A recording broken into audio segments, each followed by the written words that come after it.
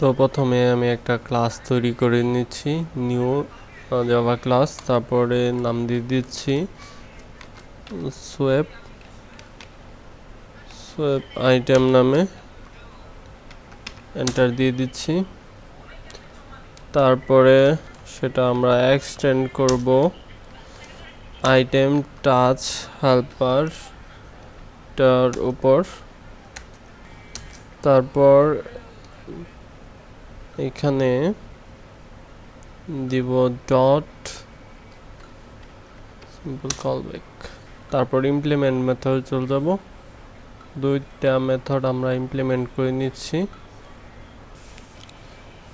তারপরে এখানে একটা এমপিটি কনস্ট্রাক্টর তৈরি করে নিতে পারি।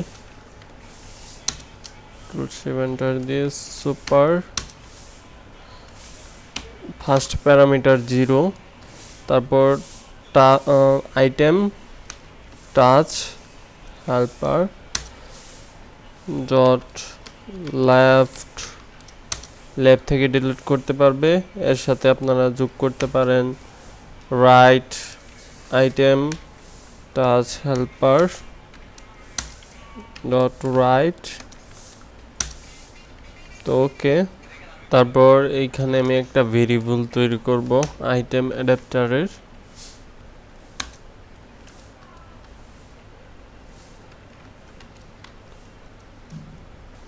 তো আমাদের অ্যাডাপ্টার নাম হলো রেসিপি অ্যাডাপ্টার। তো আমি এখান থেকে দেখে নিচ্ছি।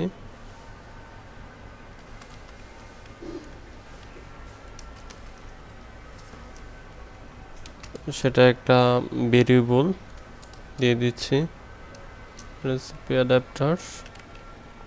এখানে ভেরিয়েবলটা একটু চেঞ্জ করে দিতে পারি, যেমন এম রেসিপি অ্যাডাপ্টার, তারপর ক্লোজ। আচ্ছা, এই অ্যাডাপ্টারটা ইমপিটি না রেখে আমরা দিয়ে দিতে পারি রেসিপি অ্যাডাপ্টার, একটা ভেরিয়েবল দিয়ে দিচ্ছি রেসিপি অ্যাডাপ্টার নামে। তারপর এটার উপরে this dot recipe recipe adapter equal recipe adapter close. তারপর যখন ইউজার আইটেমের উপর সোয়েপ করবে তখন এই অন সোয়েপড এই মেথডের ভিতর চলে আসবে। তো এখানে আমি ইন্টিজার পজিশন একটা ভেরিয়েবল দিয়ে এই ভিউ হোল্ডার আমরা ইউজ করব। ভিউ হোল্ডার, তারপর get adapter position close dot M recipe adapter, একটা মেথড তৈরি করব ডিলিট আইটেম নামে। তো আপনারা অন্য নামে ইউজ করতে পারবেন, সমস্যা নাই। এর ভিতরে আমি পজিশন যে ভেরিয়েবলটা উপরে দিলাম সেটা পাস করে দিচ্ছি। এখন আমি এই ডিলিট আইটেমটা মেইন অ্যাক্টিভিটি থেকে কল করব। মেইন অ্যাক্টিভিটি বলতে আমাদের যে অ্যাডাপ্টার দিচ্ছে রেসিপি অ্যাডাপ্টার, তো সেই অ্যাডাপ্টারের ভিতর থেকে কল করতে পারি। আমাদের যে আইটেমগুলো উপরে আমরা লিসেন অ্যাড করছিলাম, যেমন এই যে আইটেমগুলি ফাইন্ড করছিলাম, তার নিচে গিয়ে আমি এখানে পাবলিক ভয়েড দিয়ে মেথড দিয়ে দিচ্ছি। মেথডটার নাম হলো ডিলিট আইটেম নামে। তারপর সেটার পজিশনটা আমাদের ইন্টিজার পজিশন, যেহেতু ইন্ট পজিশন দিয়ে দিচ্ছি কন্ট্রোল এন্টার। এখানে আমাদের যে অ্যারে লিস্টটা আছে সেটা লিস্ট আছে বা লিস্ট ফুল, সেটা থেকে আমরা আইটেম রিমুভ করব পজিশন অনুযায়ী। পজিশন দিয়ে ক্লোজ করে দিলাম আর নোটিফাই আইটেম রিমুভ দিয়ে দিচ্ছি।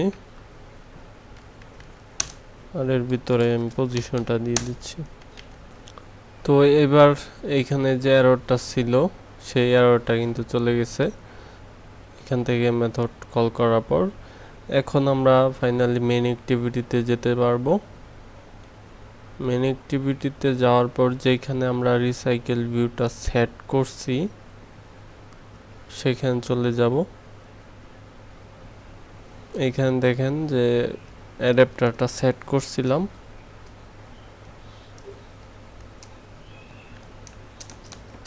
এর নিচে আমরা উপরে কোড লিখতে পারি, আমরা দিতে পারি আইটেম টাচ হেল্পার, তারপর একটা ভেরিয়েবল আইটেম টাচ হেল্পারের অবজেক্ট তৈরি করে নিলাম নিউ আইটেম টাচ হেল্পার। এর ভিতরে দিয়ে দিচ্ছি নিউ সোয়েপ আইটেম, তারপর যে আমাদের অ্যাডাপ্টারের নেম সেটা হলো রেসিপি অ্যাডাপ্টার। তো আপনাদের যে অ্যাডাপ্টারের নেম সেটা আপনারা এখানে দিয়ে দিবেন।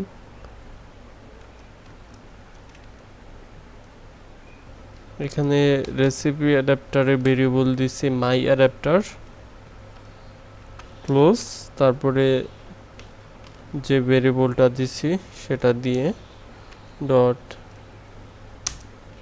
রিসাইকেল ভিউতে অ্যাটাচড করে দিব রিসাইকেল ভিউর যে ভেরিয়েবলটা দিচ্ছেন রিসাইকেল ভিউ, তো সেইটা দিয়ে দিলাম। তো এবার অ্যাপটা আমাদের ফিজিক্যাল ডিভাইসে রান করে আপনাদের দেখাতে পারি। অবশ্যই একটু অপেক্ষা করতে হবে, ইনস্টল হচ্ছে। সাকসেসফুলি ভাবে লঞ্চ হইল। তো তারপরে আমি যদি এরকমভাবে সুইপ করি দেখতে পাচ্ছেন এই পাশ থেকেও ডিলিট হচ্ছে, এই পাশ থেকেও ডিলিট হচ্ছে, এই পাশ থেকে হচ্ছে, এই পাশ থেকে হচ্ছে, আইটেমগুলো কিন্তু নিচে নাই। এটা যেহেতু একদমই স্ট্যাটিক, মানে এই রিসাইকেল ভিউটা একদমই স্ট্যাটিক, দেখতে পাচ্ছেন এখানে অ্যারে লিস্ট থেকে আমরা ইমেজগুলি তারপর টেক্সটগুলি দিয়েছিলাম অ্যারে লিস্টে অ্যাড করে। তার ফলে কি হয়েছে, যখনই আবার নতুন করে অ্যাপটা রান করা হবে তখনই কিন্তু আবার অ্যারে লিস্টের ভিতরে অ্যাড হয়ে যাবে আইটেমগুলি। কিন্তু যদি আমরা সেটা কোনো ডাইনামিকলি কাজ করতাম, যেমন এসকিউএল ডাটাবেস ইউজ করে বা রুম ডাটাবেস ইউজ করে সেখান থেকে ডিলিট করতাম, তার ফলে কি হইতো এই আইটেমগুলোই রিটার্ন কিন্তু আবার আসার কোনো সম্ভাবনা ছিল না। তো নেক্সট টিউটোরিয়ালে আমরা দেখব যে কিভাবে আপনারা ডাইনামিকলি ভাবে রিসাইকেল ভিউ থেকে ডিলিট করে দিবেন, যেটা আর রিটার্ন ফিরে আসার কোনো সম্ভাবনা নেই। তো নেক্সট টিউটোরিয়াল দেখার আমন্ত্রণ রইল। আল্লাহ হাফেজ।